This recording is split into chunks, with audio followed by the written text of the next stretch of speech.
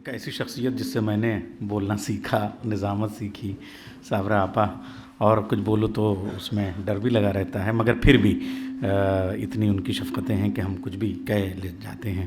University میں جب ہم آئے تو جو یونیورسٹی کے بڑے پروگرام ہوتے تھے کنوکیشن وغیرہ میں، اس میں صابرہ آپا جب کنوکیشن میں بولتی تھی تو ہم کو لگتا تھا کہ ایسے ہی ہم لوگ بولنا سیکھیں۔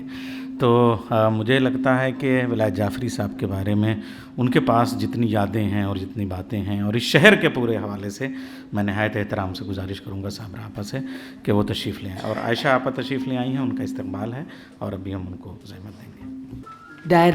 دائز پر بیٹھے ہوئے پروفیسر شارف رودولوی صاحب، پٹنائک صاحب، انل رستوگی صاحب، مہدی صاحب اور نیّر تو ہمیشہ انکساری کے ریکارڈ توڑ دیتے ہیں۔ سارا کارنامہ اپنا ہوتا ہے لیکن تعریف دوسروں کی کرنا یہ بھی بڑپن ہے۔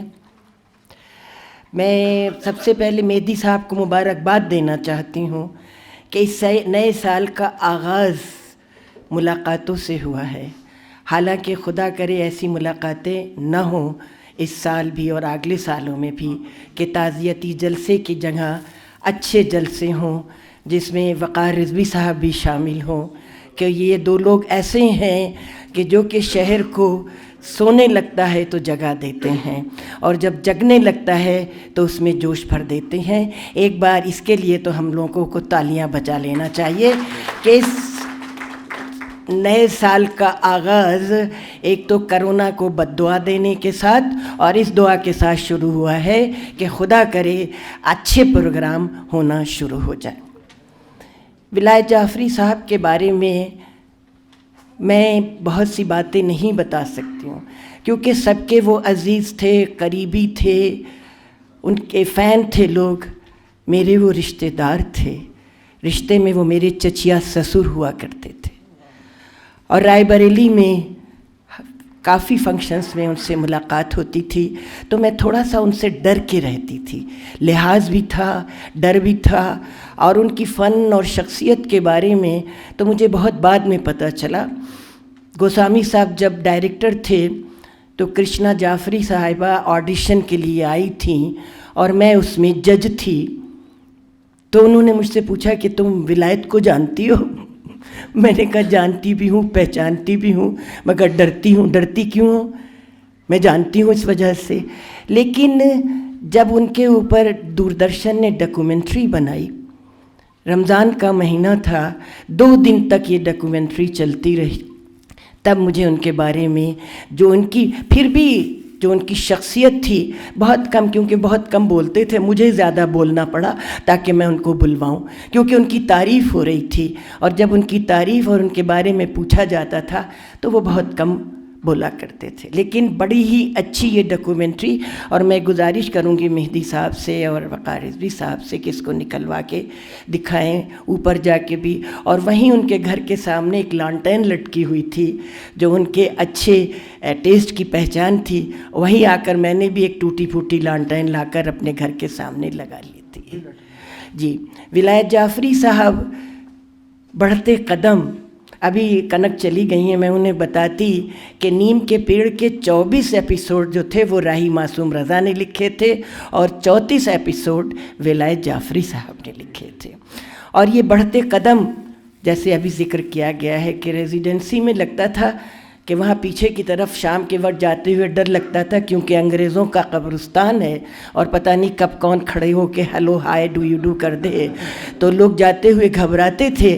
لیکن یہ بڑھتے قدم نان اسٹاپ ایک ساتھ 482 راتوں میں یہ دکھایا گیا ہے، 482 تو یہ کارنامہ نہیں ہے، یہ ایک ایکسیپشنل انسان، ایک ایسا انسان جس کو کسی طرح کا جنون ہو وہی یہ کر سکتا ہے۔ انہوں نے 9 کتابیں لکھی ہیں، 11 پلے لکھے ہیں، بہت سے ایپیسوڈس ہیں ان کے۔ وہ ایک شخصیت میں کہیں وہ شخصیتیں تھیں، کب کون سا ان کا روپ اجاگر ہو جائے اور ہمارے سامنے وہ آ جائیں۔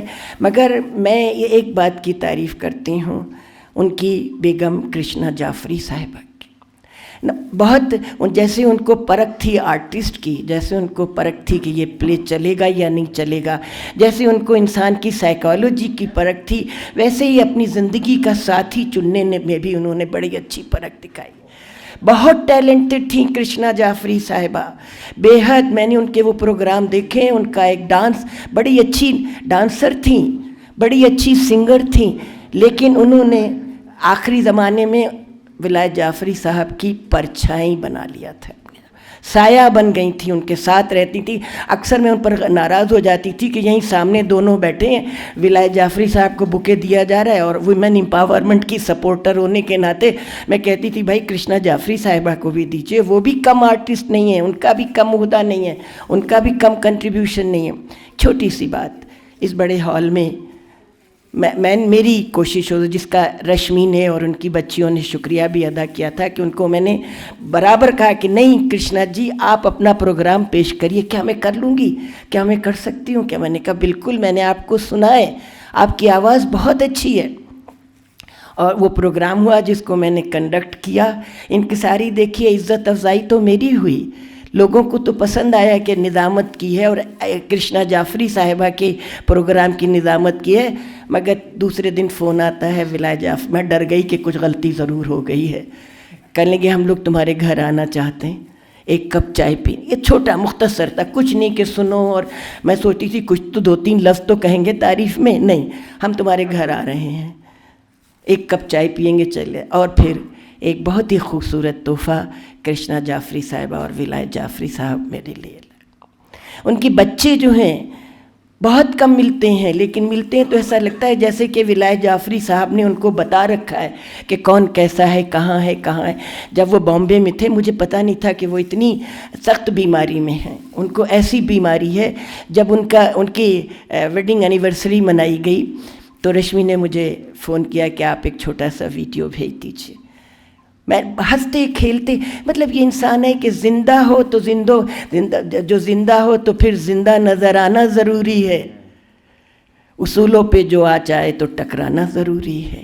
یہ تھے وہ کہ اصولوں پہ آنچ نہیں آنے دیتے تھے. انہوں نے سمجھوتا کسی سے نہیں کیا، نہ اشخاص سے، نہ لوگوں سے، نہ اپنے فن سے، نہ کسی سے.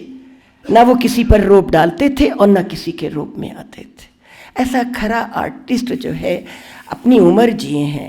ہم نہیں کہہ سکتے ہیں کہ جلدی چلے گئے، ایسے جیے ہیں. میں نے تو بچوں نے ان کے جو خدمت کی ہے بمبئی میں، ان کو یہ بھی احساس کبھی نہیں ہونے دیا کہ ہم بوجھ ہیں یا ہماری وجہ سے بچے پریشان. ایک کوشش میں لگا رہتا تھا، کیونکہ مجھے کرشنا جی برابر فون کرتے کہ کس طرح سے ہم ان کو خوشیاں دیں، کس طرح سے ہم ان کو احساس نہ ہونے دیں.